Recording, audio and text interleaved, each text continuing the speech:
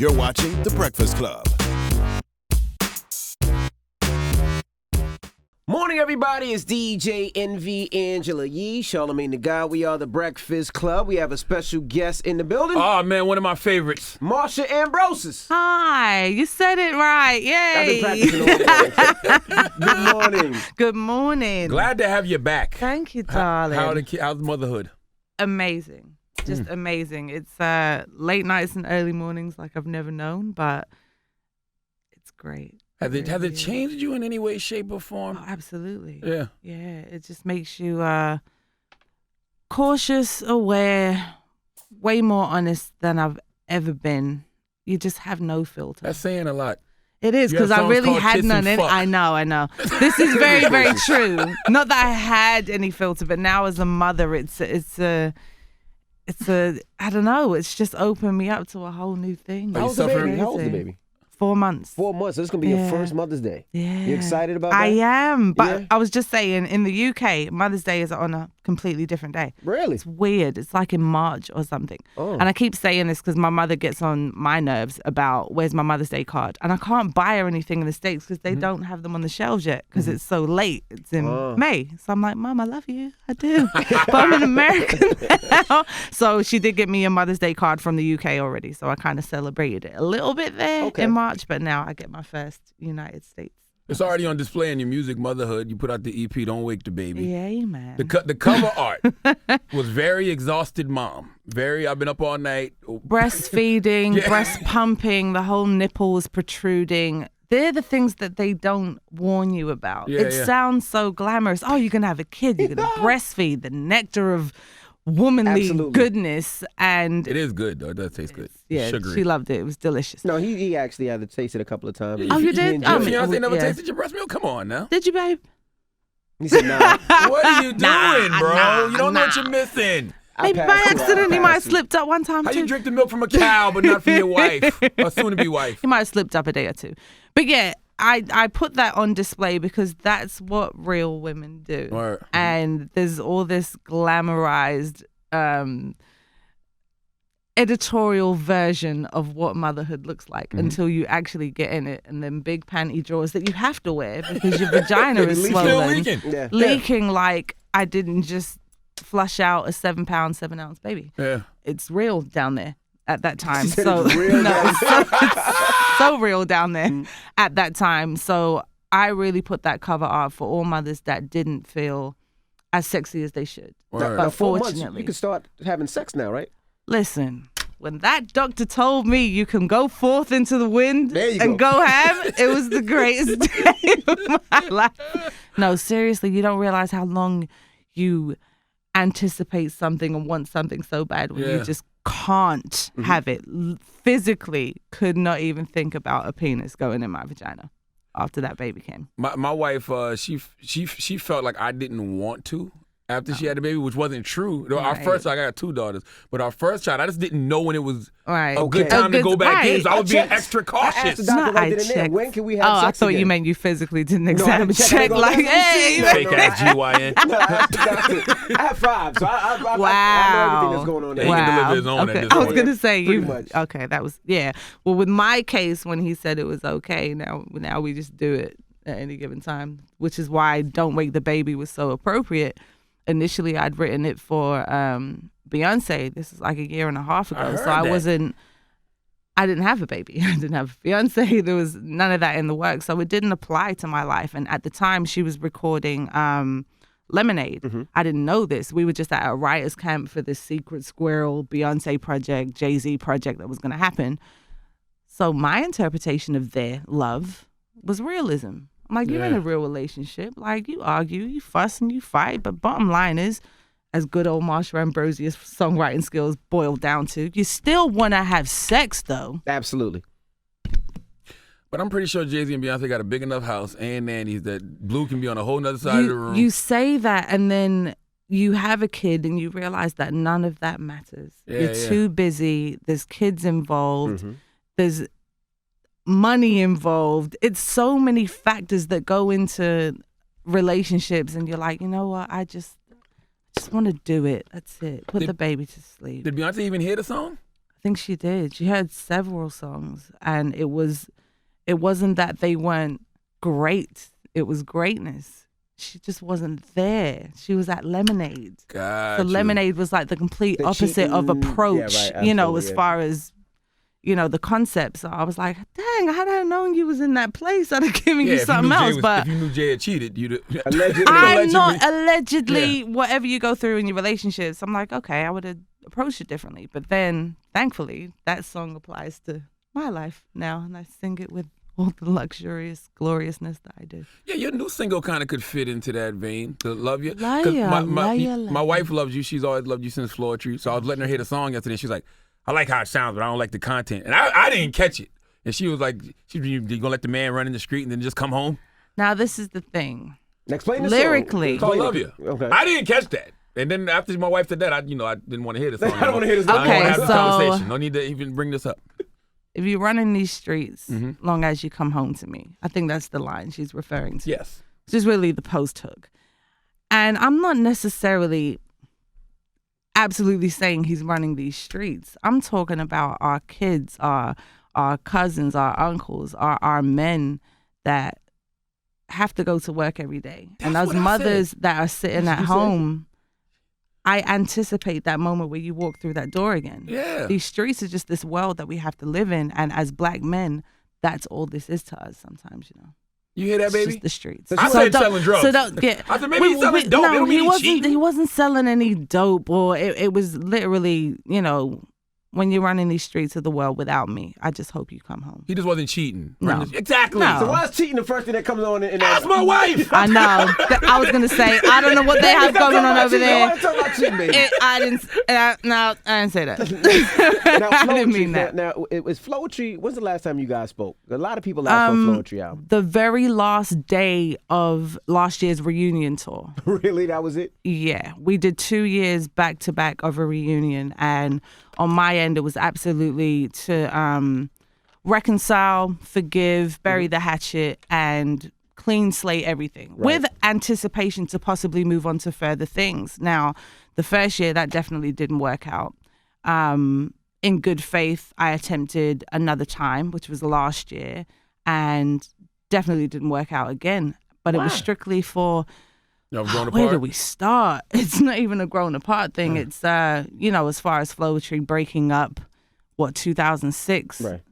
For whatever reasons at this point. I was looking at the other Breakfast Club interview that I did, and that was prior to us reconciling again. Yeah, I hadn't spoken 7 years since then, right? Right. Yeah. So I'm looking at all the answers that I'm giving, and I was like, I was really skirting around the truth just because we hadn't spoken. What was the and truth? now that we have, it's the truth is growing apart is real, and it just happens. And the last thing that was done on that second tour was how can I even put this into words? I'd found out that I was pregnant week 1 of that tour. I had no clue. We were just out on the road, did a couple of shows in Oakland, get to LA. So it was around about show 6, show 7, and decided to take a pregnancy test. And it was like, wow, babe, we're pregnant. We have a whole tour to do, like 40 dates to go. So it's a high-risk pregnancy, as told by my doctor. So I'm already cautious.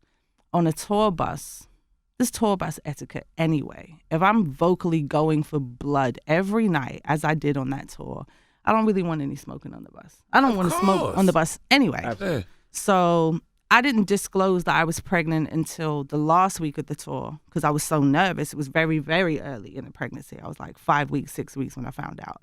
So come the end of the tour, I'm like 10 to 11 weeks. I'm at that mark where, okay. You can tell people now. I can tell people now. So I was throwing up on the first row of several crowds and backstage. They just thought you were drunk. Yeah, I thought I was way drunk. Yeah. And at that point, I had to disclose that, look, guys, I'm not wasted or anything. I'm pregnant. And I remember telling her, and she said, oh, I kind of figured that. I kind of figured it out on my own.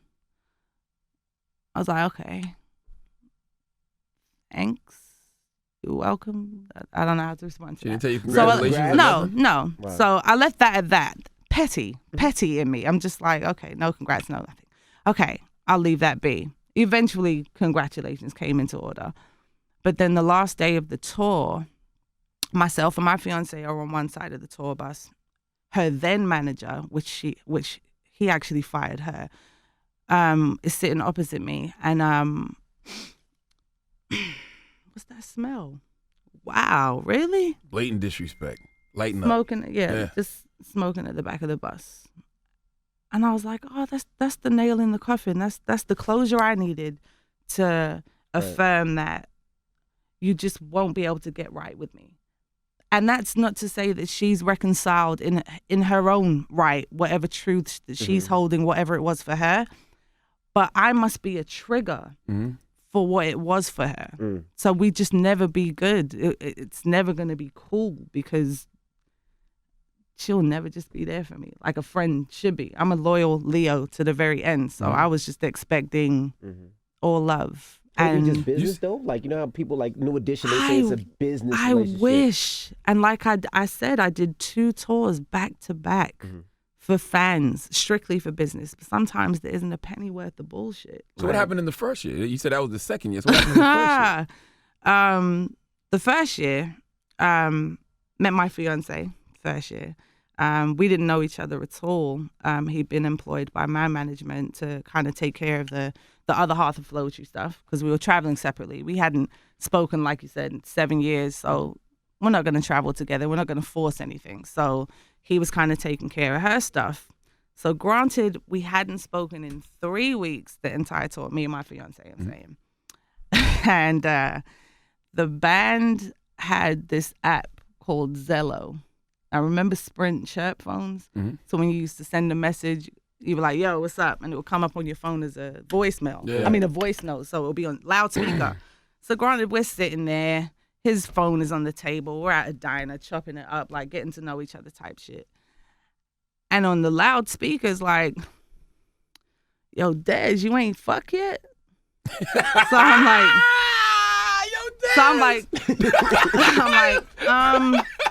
I was like, no, please let it play. Please, because I'm a ball player first. I've done locker room talk. I can handle that. That's cool. Another band member chimes in and is like, no, you ain't pop yet. You know she fucked everybody in Philly. Whoa. I'm like, wow. I'm like, my pussy is legendary. Jeez.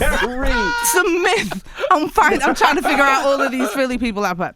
And then another one chimes in and it's her. Yeah, Des. Stop it. I can't make this up. Stop and it. It's messed up. It was messed up because what was her line though? Because those were some good lines. What did she say? She Yo, just Dad, co-signed. She fucked the Dream Chasers. Right.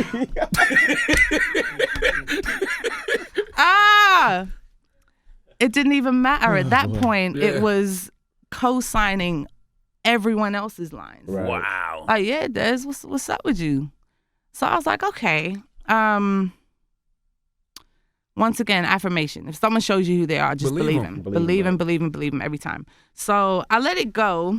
But then what they wouldn't understand is I then had to get on stage every night with these people. So I'm looking at these band members and I couldn't hold them to fault. I'm supposed to be locker room talk. Guys gonna be guys. Guys are gonna be guys. Yeah. So I can let that slide. Right. I said, but her? Nah, not so much. Like, nah, you don't ride for me like that. So I still got on stage every night for the fans and did what I had to do. But that app, Zello, it saves everything as voice notes. Yeah. Everything. Like, it's all recorded. It's just in their phones. I'm pretty sure, there's some very, very nervous people out, like, hearing that I'm on The Breakfast Club. Like, oh, she's going to say it. She's going to say it. And the best voice note ever saved on there is like, wow, Zello's going to get somebody fired.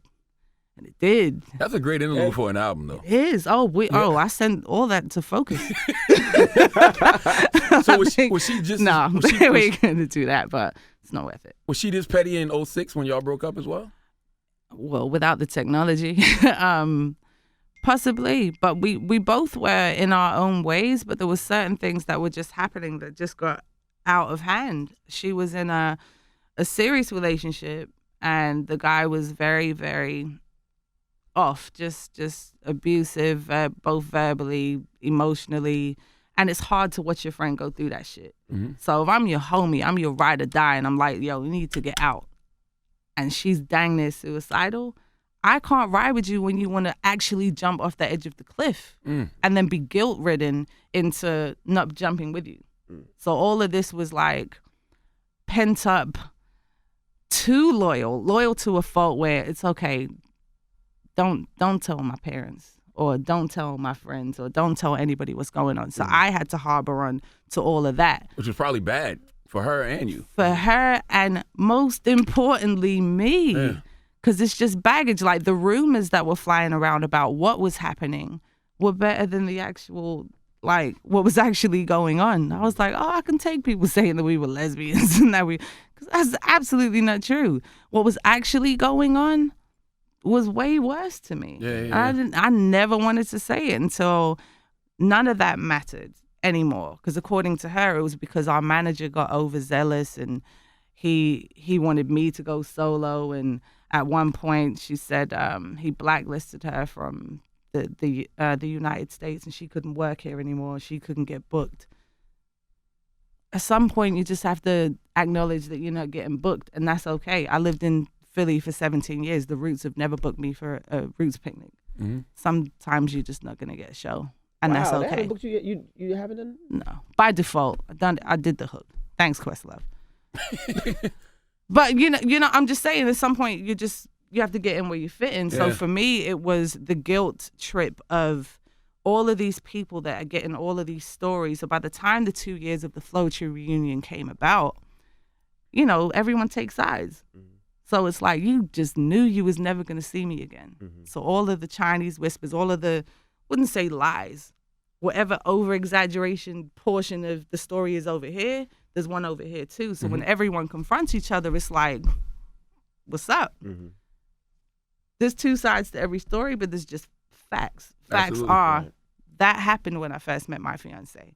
So come year 2, last year, when I find out that I'm pregnant, and then there's the smoking on the bus, I'm like, you know what? You just proved me, unfortunately, right.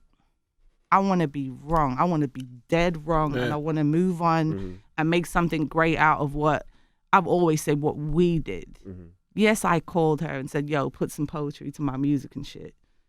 Doesn't matter. I wrote 1,000,005 songs when it came to Floetry. I never discredited her doing whatever she said as far as the poetry. But as far as dimming who I am and having to kind of take a back seat on who I was the entire time to be comfortable, that's not fair. That's probably why the tour didn't work either. Because, I mean, you 2 albums deep at that point.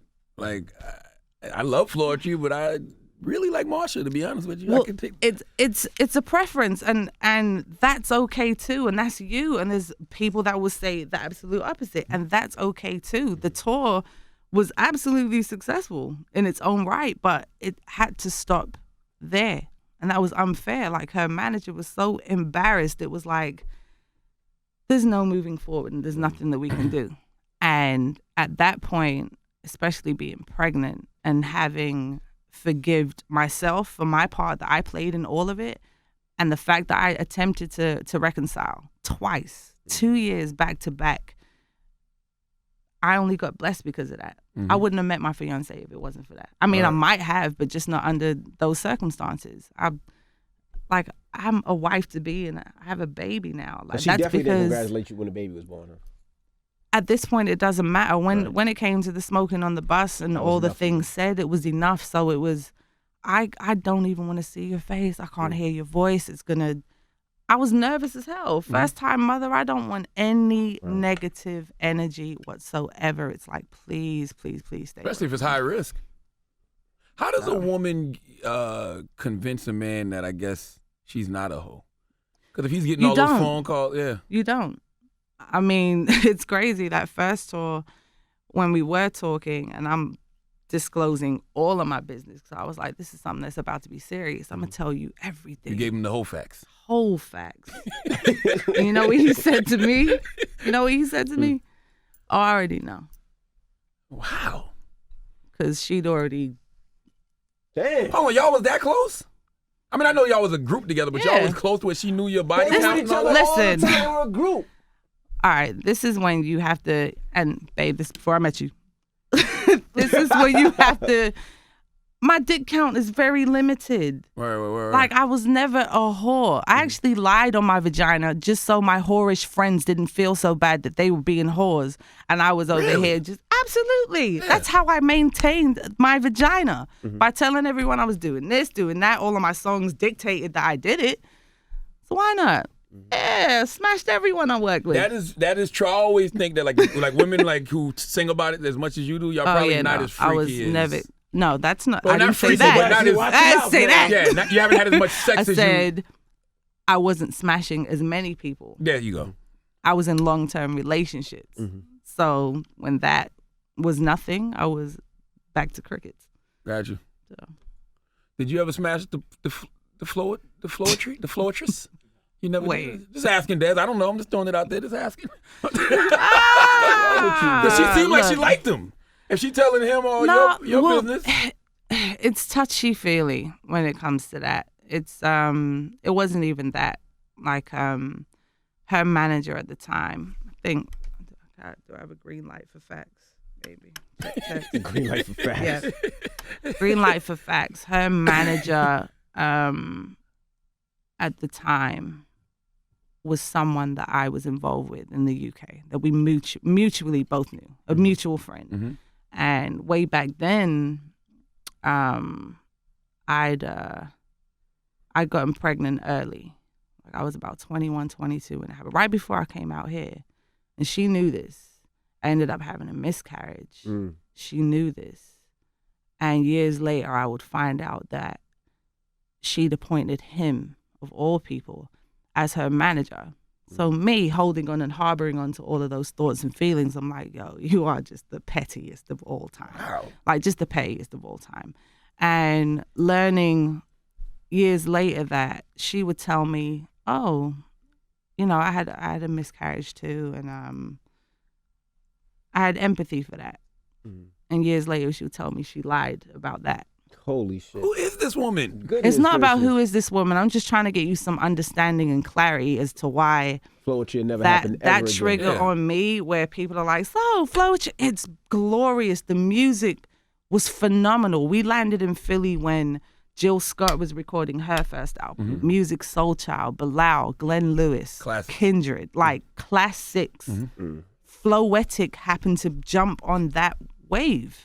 That wave wasn't a temporary wave. That wave still gets me to tour to this day. I can still sing Say Yes like I wrote it yesterday. I wrote it 17 years ago in Philly. That's what was happening for us. So even with the Michael Jackson situation, all of that was the same year. Like all of these demos flying around. Yeah. Say Yes too. Say Yes was for Ron Isley and he didn't take it. Thank you, Ron Isley. Like you changed my life. Like, but all of these things were happening then, so I'm not faulting what created the music. It's like people want Mary J. Blige to be depressed Mary or upset Mary to get that good music. But damn, like how hard do you have to have it as a Black female in this industry to create what you think is that heart-wrenching music? Like, yes, I'm in love, and yes, I have my daughter now, and I'm a wife to be. But I've been through some shit. Doesn't mean to say my music is gonna be all lovey-dovey and it's scary as fuck out here in this world right now. There's a lot going on, and I feel like everyone should just fess up to your shit. Just admit your shit, get it off your back. Like now that I have, I'm gonna tell my daughter like, you can snitch sometimes. When your friend is like really in a bad position, as long as you got it off of your chest. I don't care if her family are like in belief or took her side or whatever that may have been. It doesn't matter. Just as long as I got it off of my chest. Now you named your daughter Nyla. I did. N-Y-L-A. And why? Well, her dad, born in L.A., raised in New York, Buffalo, New York. So N-Y-L-A. Damn, Philly don't get no love, no LaFille. I know. LaFleur, that'll be the son. I don't know. Nah, no Philly love in the name. Not in the name, but yeah, that's why she got her name. Do you feel, because you talk about the harshness of the world, which we all know, do you feel more secure because you have a fiance? Yes, and thankfully so. We can pray on it together. All right. You know, when you have someone that has your back, there's that comfort, but it's all the more terrifying like your wife misinterpreting what that portion of the song is. Like when you're running these streets, like it's hard out here for anybody, whether you're in a business suit or just sitting in the front seat of a car leaving a party. That 15-year-old kid got shot in the head. It was Jordan Edwards, right? Yeah. Jordan Edwards. Like, and this is just another name that we hear about. Like, there's so many of these things just happening that the fear instilled in your heart as a parent is way different than the way I felt it before. Like when I was single, nothing. I mean, it affected me, yes, and I'm worried about my father, my brother, my cousins, but having your own and creating your own family and protecting that, I fight tooth and nail. Crazy. Do you think having a child will tone down the sexual energy of your music? No. I mean, she's still sexual. Just because she has a kid doesn't mean she's still sexual. But I'm saying, she's got a song called 69. I do. She's not going to really hear. But she had a baby? She's not going to hear that now. And if she does, she'll know the melody. Yeah. I'll do the nursery rhyme lullaby melody version of ding, ding, ding, ding, ding, ding, ding. Yeah, it's going to be fun for her. I do say it in the show. Like, now on tour, as a mother, I'm like, wow, there are certain songs I never want her to know that I did it. Like, hope she cheats. I hope she never has to experience that. How was tour with your baby? How it's amazing. No, it's. I'm not gonna lie. I'm having an absolute fun time having my fiance out road managing, and we do have help. Oh, he's out there with you? Yeah. Okay, so ain't no T.I. Tiny situation, is there? What is that situation? Well, Tiny wants to go out on the road, and T.I.'s like, no, stay your ass home, basically. Why? I don't know. Okay. Well, because he said the baby needs to have a stable schedule. He said you have the babies are at home, and she has other children. T.I. is obviously making the money now, so he cannot stay home. So he's basically like, stay home, I'll take care of everything. But the baby needs to have a schedule. The baby needs to have the schedule and stay home. She has a schedule. I'm not going to get in their business, but our baby, she's, other than adapting to East Coast time, she's a West Coast baby. It's crazy. I have a Californian baby. Yeah, so she's on West Coast time, but she sleeps through the night and naps when she's supposed to, eats when she's supposed to. It's still kind of the same thing. So I'm not really missing a beat, but I definitely didn't want to get on the road this early, just having a baby and then miss that 4 months. Like, oh, no way. So she loves the tour bus. When they start crawling, right, this is where they start talking, she started giggling and laughing. They try to walk. It's all beautiful. That. It's that time. Yeah, I couldn't miss any of that. Do you have to tour? I mean, of course, that's great money, of course, because you get publishing checks, I'm sure. True. Not necessarily have to. I love to, though. Gotcha. I really do. I love performing. I love getting on stage, and I love introducing people to me every time, because I'm like, this is the shit I'm on today, and it could be something else tomorrow. Like I performed last night at BB King's, and tonight the same thing. It will be you out with Eric Benet, something right? different. Yeah. Is he always barefoot, or does he wear shoes ever? Everyone brings this barefoot shit up about this guy. Have you seen his feet yet? I don't think I've seen his feet yet. I've seen Eric 3 times in my life, and it's been all toes. Okay, so there might be a lot of... Was it on an island? Right, I was going to say. Once it was an island. So that's valid. That's valid. Yeah, but he was driving one of them little go-kart things around the resort with no shoes. No golf cart? Yeah. Okay, so as a new mother, there are certain things that have been neglected. Manicures and pedicures are one of them. So yeah, he might have better toes than me right now, and they might be naked out on them stages. I don't notice. Gotcha. It's so bad and funny. I remember he said he had a sex addiction. Remember that? Well, yeah, he said that. Well, those are the reasons for cheating on Halle Berry. Yeah, that's what he said. Yeah. He's having sex. Would you ever buy that from your fiance? If he was sex addict, sexually addicted to me. No, other women. No. Oh. No, you'd be sexually addicted to me. I get it. So what's the direction of the new album? The new album, titled Nyla, it really is the journey from New York to LA and everything in between. Like, that's been my life over the course of a couple of years now. And then meeting my fiance the same way, and thus naming my daughter the same thing, Nyla. It's just that journey of finding me, who I used to be, who I wanted to be, and then finding the love of my life and having a baby. So it's all the sex that happened in the beginning, all of the conversations that led to us being forever, everything in between. Marsha makes great make-love music. Like, you don't put Marsha albums on with the side chick. You do, but she's gonna be the permanent. That's true. You might fall in love with. No, you'll be the permanent. Why is your music so good for sex though? Because she loves sex. Friends and lovers, late nights and early mornings. Like you could, all the way through. Just throw them on. Yeah, it sets the mood. It's disgusting, but it's good. I don't know where that comes from. It's a natural gift. Do you have sex to your own music? I have. Kind of weird, right? It is, but there's certain songs that we've created that just called for it. Just you got to test drive it. You got to test drive your own work. So when it's released, like, yo, song number 8, oh yeah, I know, trust me. What's the one on the new album that absolutely gonna make the condom come off? Oh man, the condom off. Okay, condom off sex. Old Times might do that. Flood. Whoa. Ooh. Flood sounds like a lot of vaginas. It sounds like a squirter. Yeah. A squirter? Flood will do it. Let Out. Let It Out. I love these titles. Dang. Yeah, it might be that. For the condom off, that, yeah, for sure. When's it coming? When's it dropping? When's it coming? When I You know what I mean. Bravo.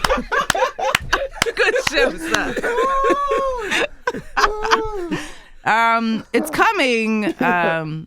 Really when I feel like it. Being an independent artist now and doing everything on your own. When it's ready. When it's time. Are you choosing to be independent or? Oh, absolutely. Gotcha. It's crazy that the last Breakfast Club with representatives, I'm calling you guys out, of RCA standing right there, and he was like, yo, what the fuck? I didn't even know Marsha had that album out. Exactly. Come on, RCA. And I said, you know what, Charlamagne the God. You're absolutely right. And shortly after that, I had a great conversation with Prince. And he said, and Ben said, like, you're you. Mm-hmm. You use your tools as exactly that, tools. And if they're not providing what they are for you, create them. And I said, under contract, I can't really do that. He said, well, get out. So I called RCA. I said, yo, let me go. Let's walk away from this amicably. I don't want to fight.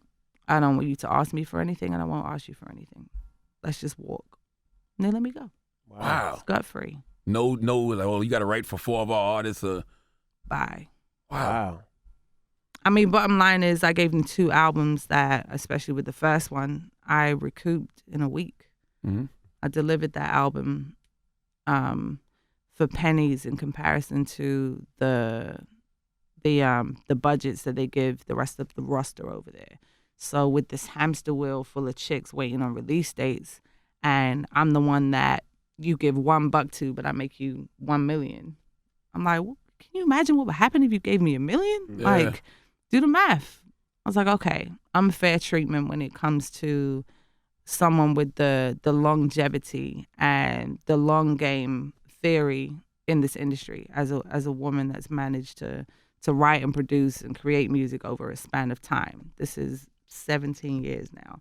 So they really didn't have to do much. And it's like, why am I a major label then? Like, why? If you're not going to do much, I could not do much on my own. Yeah. So I did. You got the kind of music that sells itself regardless, though. Which is true. Like, I don't know if you need a machine, so to speak. Good core fan base, too. Not a big machine. My fans are die hard. Really, right now, it's about directing all of this traffic towards, okay, here's a new song, whether it's Love You or Don't Wake the Baby or the new album, Nyla. It's finding these places and pockets where I can get my core audience the awareness and attention. Like, yo, it's about time. We're about to make love all over again. Yeah, because I heard it from Twitter. Like, they was like, yo, Marsha got a new single. All right. And I'm like, what? Function how you function. Like, I'll use social media as the platform that it should be. Your fiance proposed to you on social media, right? Didn't he? Mm-mm. He didn't? No. Oh. He proposed to me at our baby shower. Oh, I thought Yeah. it was. You probably seen it on social media. I thought I did. This Oh, guy. no. Oh, that was the mannequin challenge. We did like a mannequin challenge little clip video, and that went crazy. Oh, But okay. no, I had no clue he was proposing. It was crazy. Got to the baby shower. We had Philly cheesesteaks. That's where Philly came into it. Gotcha. I had mad Philly cheesesteaks. Because when I was pregnant, I didn't want any sweets. And I'm like the dessert queen. All of a sudden, sugar was like the devil. The enemy. So weird. That part of the pregnancy, strange. But yeah, Philly cheesesteaks. And out of nowhere, this video was put together of my family members overseas that couldn't make it. So everyone's like, congratulations on the baby. We're so happy for you. So I'm sitting there watching the video, crying anyway.